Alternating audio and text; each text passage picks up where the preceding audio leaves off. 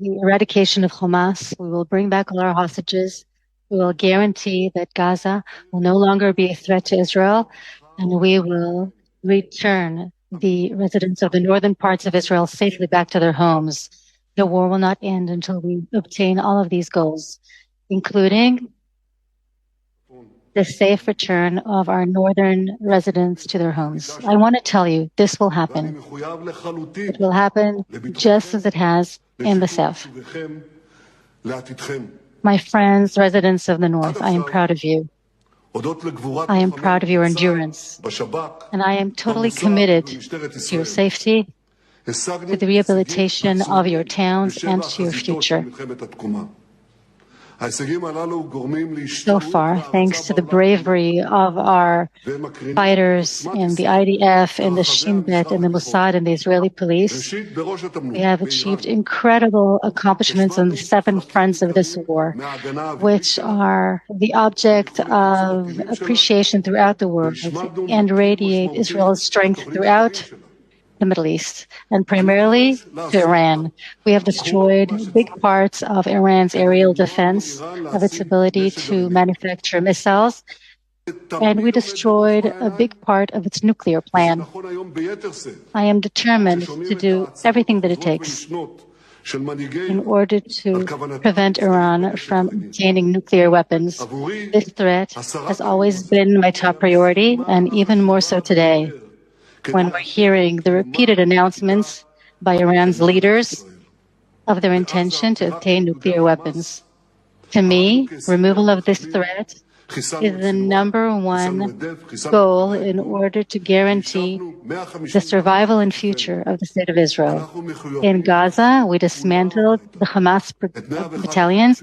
We killed about 20,000 terrorists. We killed Cessar, we killed Def and other senior officials in that organization, and returned 125 of our hostages. We are obligated to return the 101 hostages, alive and dead, that are still in Gaza, and to bring an end to the terrible suffering of their families. And of course, we are committed to finish the destruction of Hamas.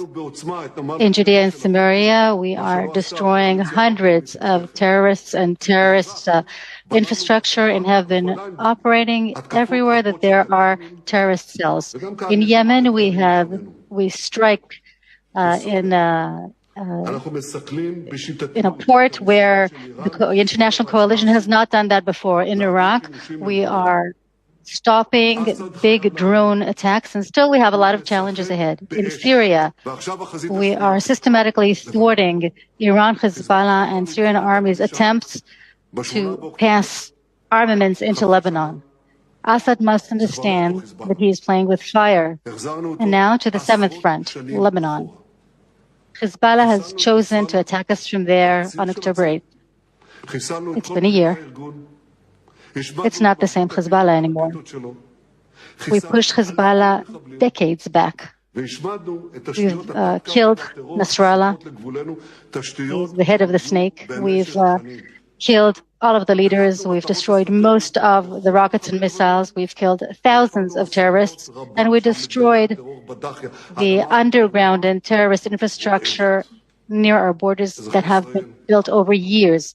We attacked strategic targets throughout Lebanon and destroyed many targets in the Dahya. Lebanon is not the same. Citizens of Israel, only 3 months ago, all of this would have sounded like science fiction, but it's not. We made it. And I would like to say to you, in any given moment during this war, I have my eyes on the fronts at the same time. This is what I did. This is what I had in mind when, at the beginning of the war, I decided to focus on Gaza and not to open another front in Lebanon. This is what I did a few months ago when the conditions were ripe to turn our gaze northward. And then we attacked Hezbollah. This is what I did after the attack by Iran, when we meticulously decided how and when to strike back. And this is what I'm doing today as well. I'm looking at all of the fronts simultaneously. I'm seeing the bigger picture. And I am determined to let our soldiers, our brave soldiers, and give them all of the means they need to stay alive, stay safe, and bring us the victory. And that's why tonight I will bring before the cabinet a plan for a ceasefire in Lebanon. The duration of the ceasefire depends on what happens in Lebanon. We have an understanding with the United States. We are maintaining our full liberty to take military operations. If Hezbollah tries to attack us, if it arms itself, if it rebuilds infrastructure next to the borders, we will attack them. If they launch missiles, if they dig tunnels, we will attack.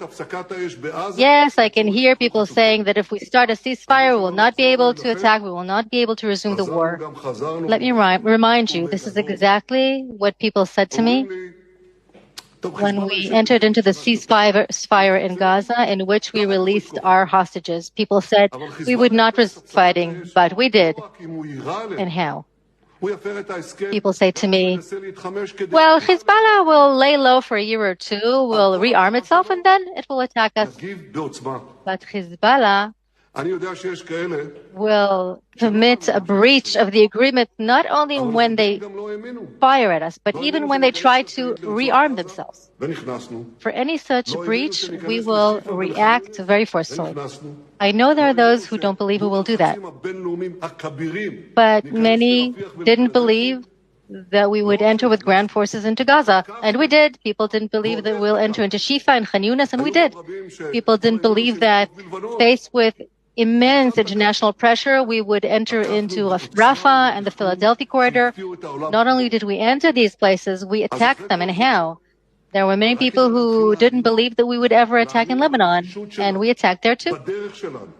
We attacked there very forcefully in a huge sophistication that took everybody in the world by surprise. So after all of that, maybe we should start believing in our determination, in our commitment to obtaining victory. So why is this the right time for a ceasefire? There are three main reasons. First, focusing on the Iranian threat, and there's no need to expand. Second, refreshing our forces and rearming our troops. And it's no secret. There have been delays, big delays, in the supply of arms. And this delay is about to stop soon. We will arm ourselves with sophisticated arms that will help us protect our troops and give us even greater force to complete our missions. And the third reason for a ceasefire now, isolating Hamas.